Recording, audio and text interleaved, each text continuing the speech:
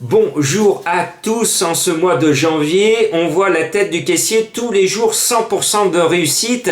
Vendredi pour le premier de l'an, le quintet, samedi le tiercé, dimanche le quartet, lundi le tiercé quartet en 5 et le quintet avec Pogo Pico que j'ai poussé toute la course dès le départ. Pogo Pico, je l'ai poussé, il est cinquième à 49 contre 1. C'est ce qui s'appelle de l'intuition parce que ce coup de cœur que je mettais volontairement bas un peu dans ma sélection parce que je savais qu'il n'avait pas une première chance, je le sentais bien, et c'est cette intuition. Moi j'ai des flashs en lisant les chevaux, en les découvrant, et ce Pogo Pico, il m'a flashé. Et écoutez vous aussi votre petite voix ou votre petite inspiration.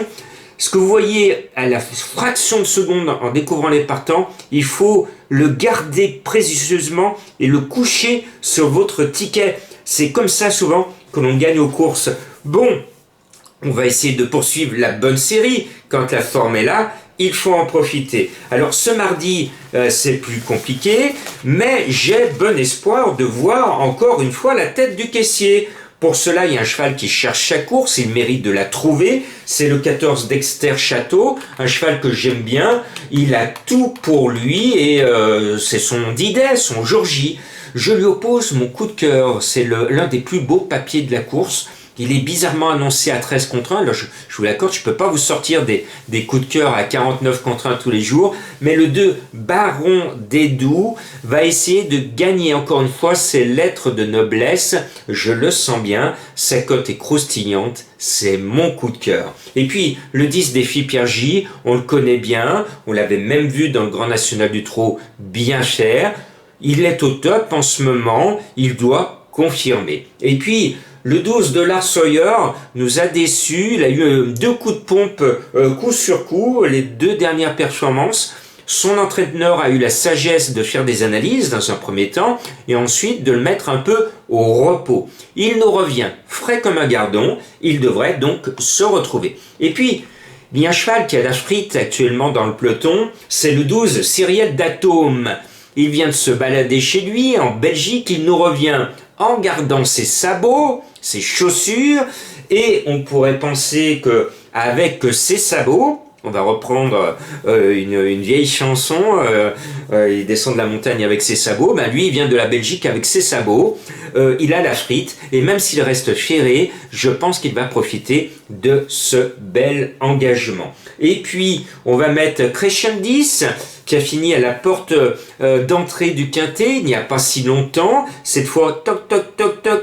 Mesdames et messieurs, j'aimerais bien rentrer dans le quintet, s'il vous plaît, un peu de place. C'est Crescendis, le numéro 3, qui mérite de compléter la bonne arrivée. Et puis il y en a un qui est au garde à vous dans le peloton, digne et droit. C'est le 11 et encore une fois, il va figurer à l'arrivée parce qu'il a le plus digne et le plus droit professionnel au sulky, oui, Franck Nivard.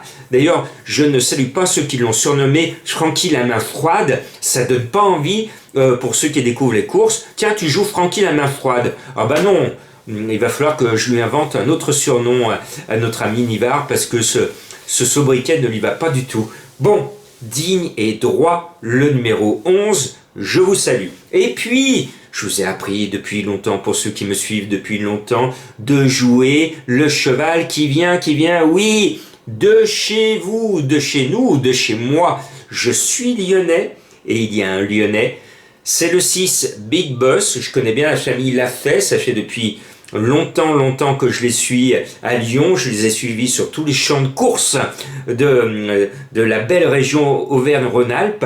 Il monte à Paris, Mathieu Abrivard est appelé sur le sulky.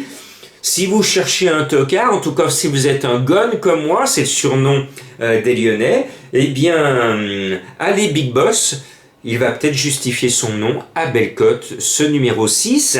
Et vous avez été friand de mon énigme de ce lundi, eh bien il fallait découvrir avec mon énigme le DJ, on devait flirter et tout, ben ça donnait le cheval qui était dans le prix de la Goélette à Pornichet ce lundi, c'était le 9 Gigi Lamorosa, d'une belle chanson, je sais que certains d'entre vous l'ont trouvé. Eh bien moi, je vais vous proposer une autre énigme, de temps en temps, je ne vais pas le faire tous les jours. Mangez du lion à votre menu et essayez de percer le Da Vinci Code.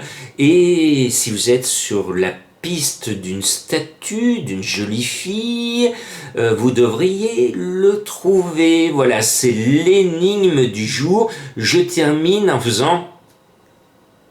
Ça doit vous aider. Bonne chance.